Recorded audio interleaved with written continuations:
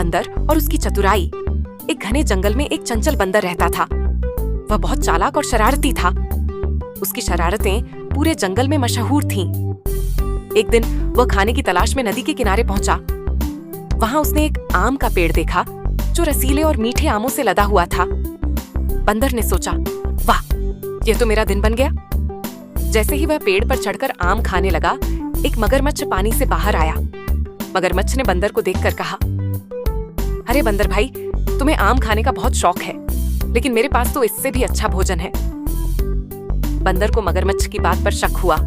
उसने पूछा, अच्छा, तो वह क्या है? मगरमच्छ ने चालाकी से कहा, नदी के बीच में एक बड़ा पेड़ है जिसमें सोने के जैसे चमकते हुए फल लगे हैं। अगर तुम चाहो तो मैं तुम्हें वहां ले जा सकता हूँ।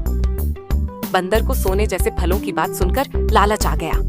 उसने सोचा, अगर यह सही कह रहा है तो मेरा तो भाग्य बदल जाएगा। मगरमच्छ ने उसे अपनी पीठ पर बिठाया और नदी में तैरने लगा। जैसे ही मगरमच्छ नदी के बीच में पहुंचा, उसने हंसते हुए कहा, बंदर, अब तुम्हें सच बताता हूँ, मेरी पत्नी बीमार है और डॉक्टर ने उसे बंदर का दिल खाने की सलाह दी है।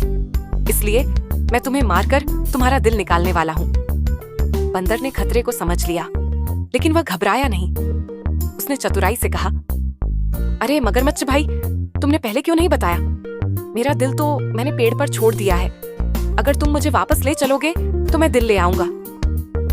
मगरमच्छ को बंदर की बात पर यकीन हो गया और वह उसे वापस किनारे ले गया। जैसे ही बंदर पेड़ पर चढ़ा, उसने ऊपर से हंसते हुए कहा, मूर्ख मगरमच्छ, दिल तो शरीर के अंदर होता है। अब तुम अपने काम से जाओ और मुझे मेरे आम खाने दो। मगरमच्छ ने अपनी मूर्खता पर पछताया और चुपचाप वहां से चला गया। शिक्षा: संकट के समय घबराने की बजाय चतुराई से काम ले।